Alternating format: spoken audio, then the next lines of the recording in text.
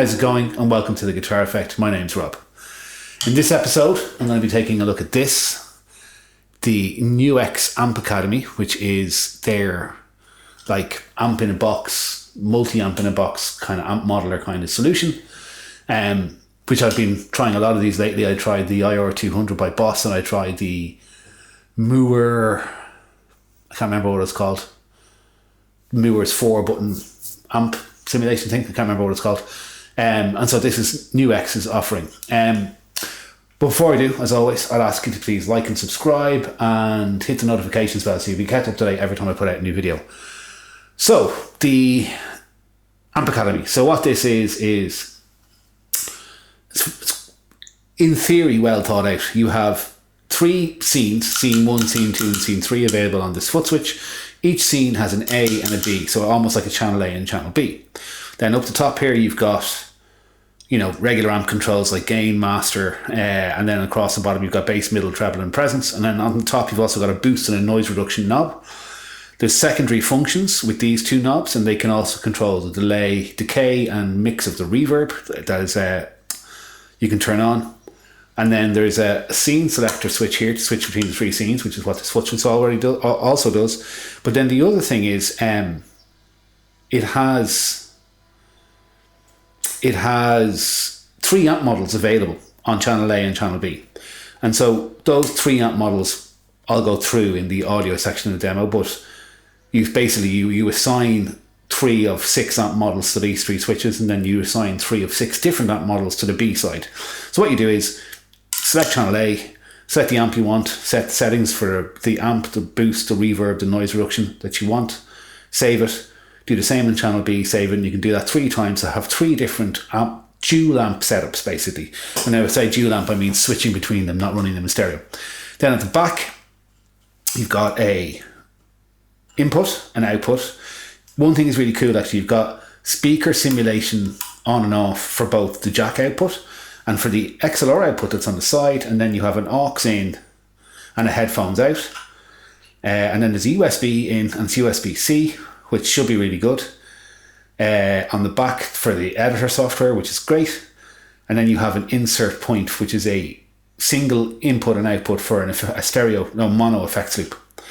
And so that's everything that's on the Amp Academy. So I'm sorry to say that while this is one of the best sounding amp modelers I've ever come across, I have found it almost impossible to use in the way that I want to use it. I had so many problems with it. So first of all, I couldn't get a USB-C cable that would work in any way, shape or form. I ended up finding some really short one and had to kind of move it around and get it really close to my computer that worked. So I did eventually get it to work. I updated it to the latest firmware and everything, so it's running exactly as it should be. And there's just been loads of problems there's no problems with the pedal. The pedal's all perfect. From what I can tell, it's doing what it's supposed to do. But some of the functionality that's built into this, and it's very purposefully built into it to operate a certain way, just isn't for me at all. Okay, so there are 3 low gain amps in theory, although the last one of them is a plexi on the clean side, and then 3 high gain amps on the B side, which in theory makes sense, right? The way I would want to use this is I would have 3 scenes. I would have a clean, dirty and heavy amp on scene A, B and C on the clean side, and then on the dirty side I would have the same lead. I would have a lead version of that amp. But I have to have a high gain amp on B and I have to have a low gain amp on A. I can't have the same amp on A and B, but maybe put a dirt pedal on, for example. It's not flexible in the way that I would need this to be flexible. And there's some design things in it that are really baffling to me. Like, why not just allow you to pick any one of the 12 amps that are available for any position? You can choose from 6 on one side and 6 on the other, severely limiting in the way it can be used.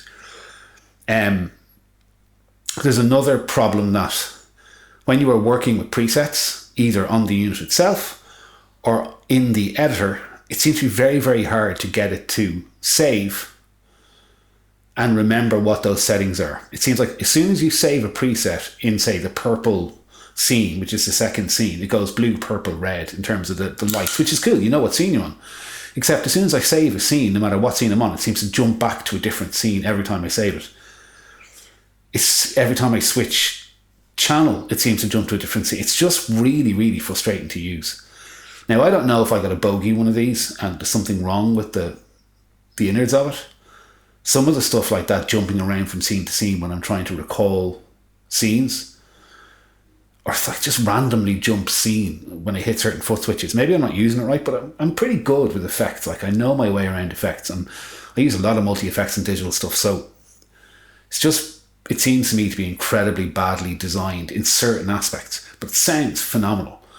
So, a bit disappointing. I'm going to spend a bit more time with it and make sure I'm not like being an idiot and using it wrong, but I don't think I am. The editor is really good. You can do a lot with the editor. You can do a lot in the face of the pedal, but I have the NUX Cerberus. I'm going to pair this with the NUX Cerberus, by the way, and see how the two come together. NUX Cerberus is brilliant. Absolutely brilliant. It's so well thought out.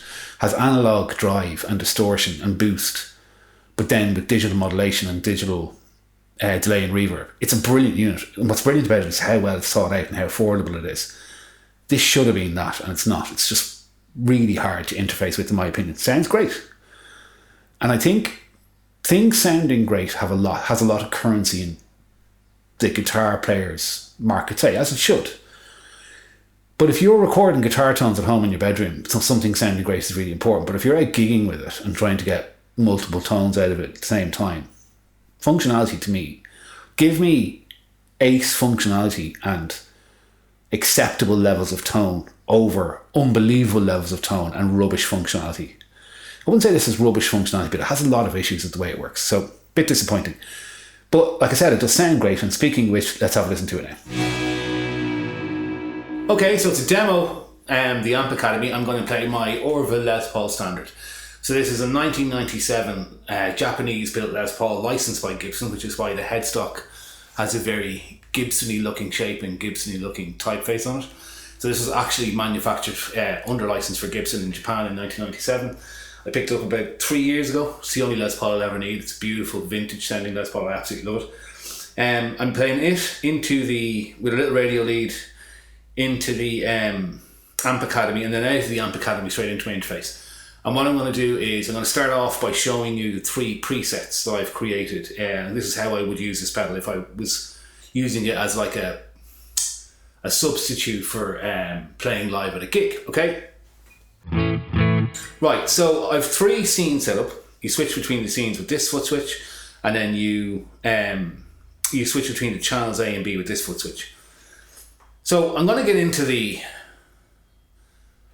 programming woes, I would call it, or the setup woes, the bad things with this pedal, right? So the first thing is, as I mentioned before, there are 2 switches here, A and B, and they are for channels A and B, right? So for example, in this case, channel A is a Vibrolux, I think. It's a 410 Fender combo that's like a blackface style, not a Bassman. That's like a Fender style combo. It's not the twin, it's the other one. Okay, and then you switch over, I go to a JCM 800 sort of sound.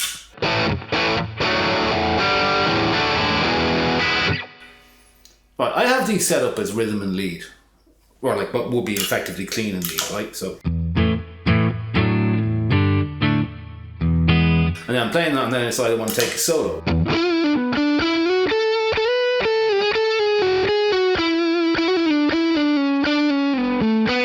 Okay, that's fine. In an ideal situation, I would actually have the same amp in both A and B, and then a pedal from the selection of pedals that you can choose on B, and that's how I would do it. But what it does is it gives you 3 amps to choose from in A, and then a different 3 amps to choose from on B. So you can't have the same amp in both A and B. At least I don't know of a way to do that. For me, give me 6 amps, 6 amps, or on the front of the pedal, more available on the software. That would be great. There's, I think, 12 amps available in the software. Just allow me to select 1 to 6 on the amplifiers, and then allow me to assign them to either A or B. Don't split the amps between A and B. It limits the way that I can set the pedal up. That's really, really annoying in my mind. There's some weird thing in the software that looks like you can port them from A to B, but I tried it, I couldn't figure it out. It's just really limiting. Unless you want to always go from a clean sound to a saturated sound, which is not necessarily what you're going to want to do in every situation from A to B. You might want Like in my case, I want A and then maybe a rat in front of A. And that would be my saturated sound. The reason for that is I don't want to go from, Fender style amp to a Marshall style amp in the middle of a song. That would just sound weird out in the crowd. The guitar sound, as part of the overall mix, just suddenly completely changes. It's grand to do that in between songs, but I really don't like the way that this is done. Okay? And then the other bugbear is it does this weird thing where it just jumps between scenes when you do actions, right? So this scene switch goes between blue, purple and red, right? As you can see there, blue, purple, red. And yet, when I hit the A switch on this, it goes back to blue. Why does it do that? So if I go to red, say, and I hit B, it goes back to blue. I just don't understand why it's doing that. It keeps automatically resetting itself back to blue. It's doing it on purpose, so there must be some reason for it. But when I hit the switch up to blue, I thought maybe wherever you have the switch with, it defaults to that. But no matter what I do, if I'm on red, I change channels, it goes back to blue. Why? Like, whatever scene I'm on, that's the scene I've selected to be on. Why is it switching me back to blue? And then the other really annoying thing is, unless you're in the software, there's a boost knob here. And the boost knob allows you to select a pedal and put it in front of the preamp, which is really useful, like a boost pedal. But unless you turn the boost pedal on in the software, you can't turn it on the pedal. It should be that whatever boost pedal you've selected, if you turn the knob completely off, it's off, and then as you wind it in, the boost pedal turns on and boosts the sound. This thing sounds really good. Like, I'm really, really happy with the sounds on it. But the design of it, it's like they tried their own thing, because the design of it is purposeful. I get that. Just the choices they've made are baffling to me. So I'm not loving the usability of it. And then the other thing then obviously is not having MIDI on it with a mini MIDI jack.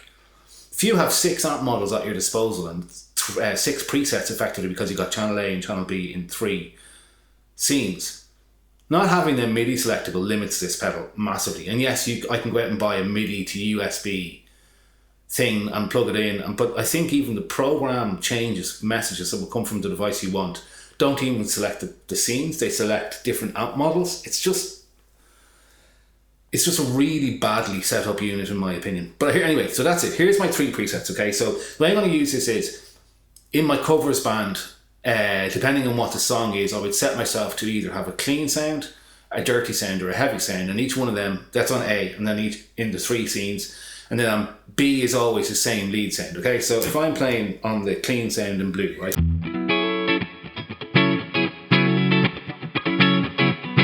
That's this Fender Super Reverb, I think it is. Super Reverb, I said Vibrolux, it's a Super Reverb. And then I hit the lead switch.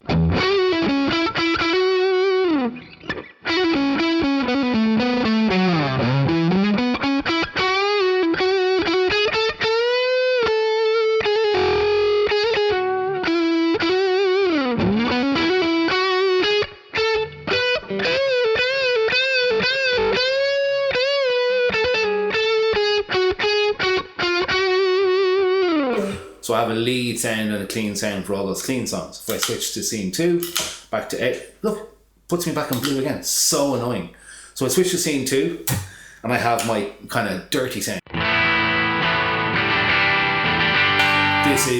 think this is the Vibrolux. This is the other Fender amp that's available on the second classic setting.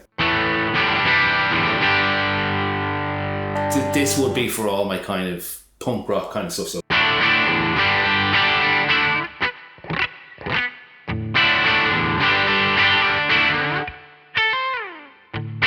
or then kind of chucky stuff. It's almost like my dirty clean sound, and again I can go to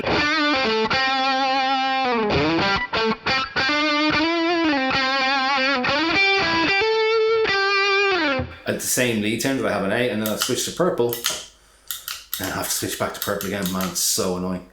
That's unusable for me, that the way it always defaults back to the same blue preset. I'm sure I've set that up somehow without knowing it, but oh, it's just so annoying.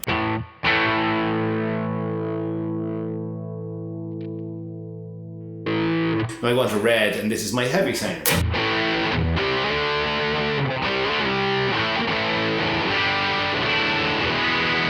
Believe it or not, this is the Vibrolux with the gain turned up and the exotic RC boost put in front of it with all the controls at noon.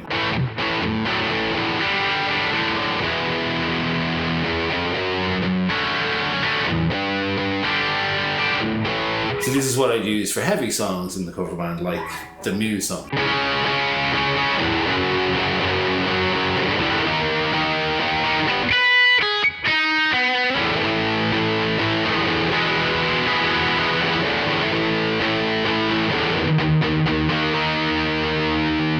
Roll the volume down in the neck pickup.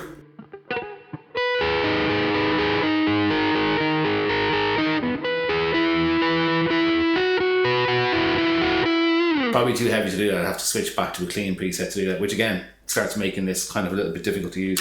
But again, I really like that heavy sound. It's great.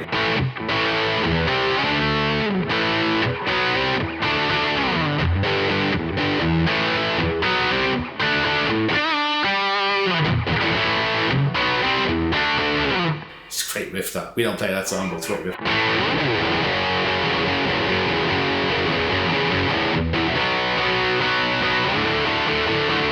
So yeah, that's the 3 different presets I use. What I'm going to do now is just go through all the different amp models that are available and how they sound. As I said before, I think this unit sounds really, really good. It's just very, very badly designed. Okay, so what I'm going to do is I'm going to go through everything on the one preset and just go through all the different amp models, clean and dirty, okay? So starting with the clean. The way this works, by the way, is you have A, B, and C in terms of vintage, classic, and modern on the clean side, and then you have brown, red, and iridium on the dirty side, and you switch between them using these switches on the pedal.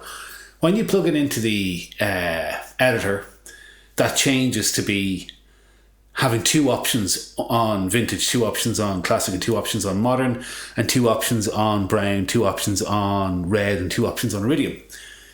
Whichever one of them you select in the interface is what's loaded into the pedal. So you've only got 6 models on the pedal, but you have 12 models in using the software. So I'll tell you what models I've selected as I go through this, okay? So first of all, starting off, I have selected the super reverb for the Fender clean sound, and that's what this sounds like. Okay, just to give you an idea, here's the gain up and the volume back.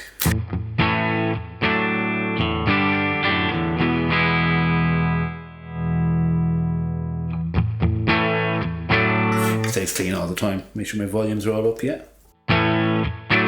So that's that. Put that back to where it was. Now I move on to the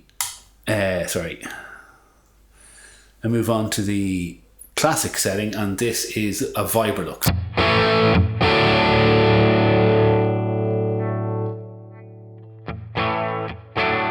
So go from clean to a little bit dirty. It's a really gorgeous sound.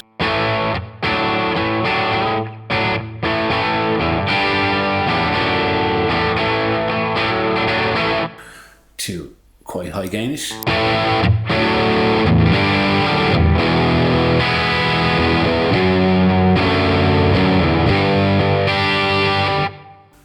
Okay, and then if I move down to the bottom one, this is a Brit Blues.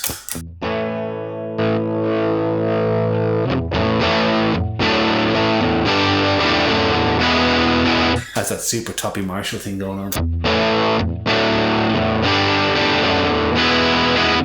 And there, the amp models, I don't like the EQ does what you expect the EQ to do. Is that you can't get a clean Marshall kind of sound as well.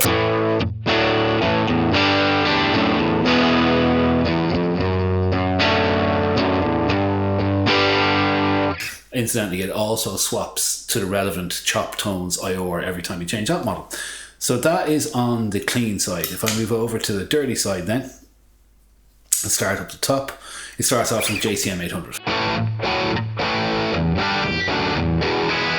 Great high gain sound.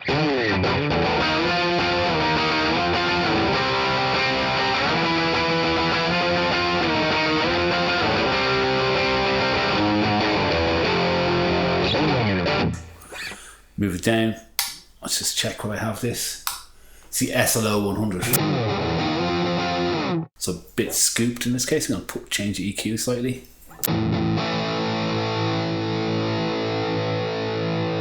I would just never have use for that model. Is it for metal? Like, I didn't think Sultanas were used for metal.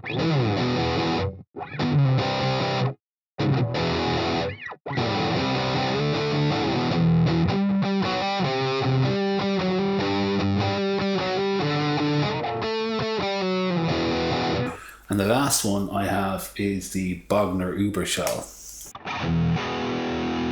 It's very scooped, very metal.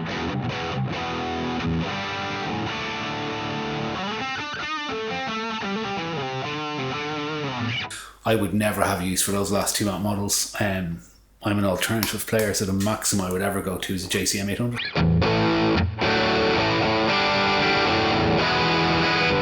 So that's all the different amp models that are available. I'm just going to show you some of the other little functions now. So this switch switches you between the 3 scenes, which is also what this foot switch does. And then these 2 controls are interesting. So I'm going to go back to the blue preset, and I'm going to be on channel B.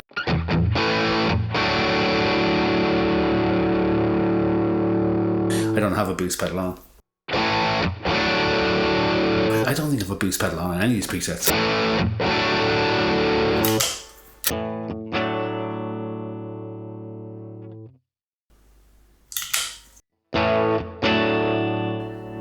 Okay, on this one, this second preset, I have a boost pedal engaged.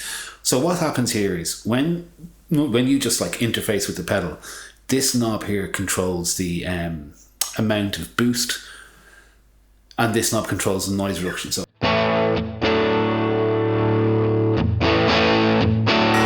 that's on the super reverb, and I think it's actually a compressor I have on there. It is actually, yeah.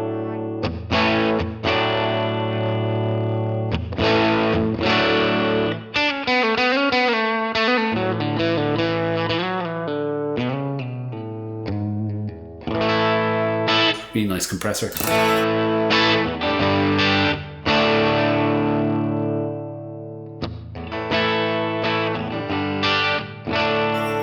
If I hit the switch and hold it in, it flashes, and this becomes the reverb.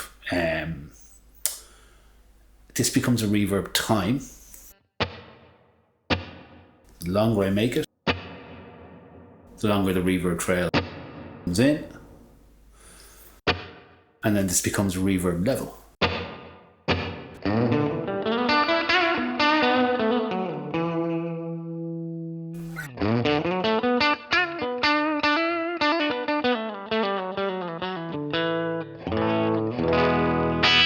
Okay, and that's what those 2 controls do. If I go to a more noisy amp model, so go over to here, it's really pretty quiet anyway. And let me try an even noisier amp model. So if I go to, in fact, if I just move this down to here, and we gain up, peak the interface. You can see there.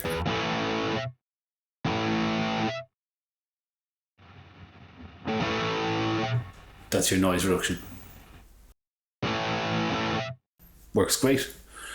Yeah, so there you go. I'm just going to flip out of that so I don't lose my settings.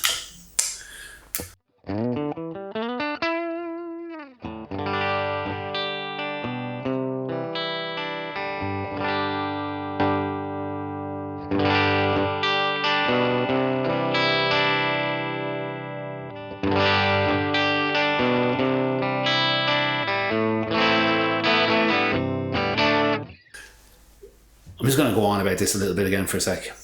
I haven't intentionally not saved any settings there. I have intentionally not saved any settings. And it feels like my clean is all of a sudden a little bit broken up, and I don't know why.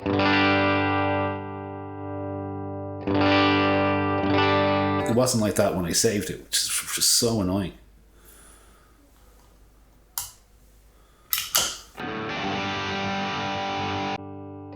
I don't know. It's a very, very hard pedal to program, hard pedal to... The knobs on the face of things all do what they're supposed to do, but working with it, saving presets and stuff like that, and getting it to do what you want to do is unnecessarily complicated in my opinion. I think it sounds great. I'm just disappointed with how hard it is to get it to save and recall settings that you want to use.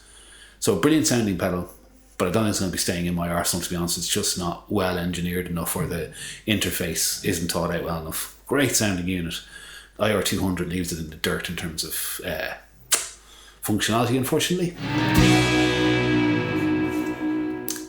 So there you go. I gotta say, I really like NUX's stuff, particularly the Cerberus. And I was really excited about this. I got it ages ago, but I've had so much stuff backed up to review that I only got to plug it in like 3 days ago. And I've been really disappointed. I just don't like the way it works at all. I can't figure out a way of reliably being able to use it in the setup that I wanted to use it in. It's just too pernickety and too unpredictable in what it's going to do. Like I said, maybe I've got a somehow damaged version. I mean, I bought it used. The idea of it is really great, but just the functionality of it is very problematic for me. The sounds are great. So I think if you're looking for an amp simulation solution to put onto your board, if you want to use one amp, this will do that absolutely perfectly. And even if you want to use one amp and switch between a clean amp and a dirty amp, it'll do it perfectly. It's when you start getting into scenes for me, and also when you want to start tweaking levels, it seems like it saves those tweaks without me asking them to save it and stuff. Weird stuff's going on like that. I think the effects loop is really cool. I think the XLR out is really cool. Put a bloody MIDI jack on it and it'll make it so much more useful. It's got MIDI via USB, but you have to go and buy a MIDI to USB converter to be able to use it. So again, not happy about that. I think these are around 200 quid, €200. It's pretty good for the money. What's really interesting is right now on my NUX Cerberus board, I use a Joyo American sound, and I use all my distortion and overdrive and everything from the Cerberus. I'm going to put this on and see if this in any way, without MIDI, right, without me being able to recall presets on this, because it doesn't have MIDI, from the Cerberus, is this actually any better than using the Joyo American sound in that situation? Be interesting to see. So there you go. Sorry to say this is probably the first, half positive and half negative review of something I've ever had to do. So yeah, I think if you're looking for something to play at home, this is great. If you can afford to have 1 or 2 amps at a time and just dispense with the scenes thing, because it just doesn't work. At least it doesn't work for me in this particular unit. Again, I would say maybe there's something wrong with this, but I would look elsewhere. But it sounds excellent. It's one of the best sounding amp models I've heard. So there you go. Thanks for watching, as always, specifically if you've gotten this far. Thanks for watching regardless, I guess. If you've enjoyed the video and you have any questions or comments, throw them in the comment section below. Hit like and subscribe, and I will see you in another video again soon. Take it easy. Cheers. Bye bye.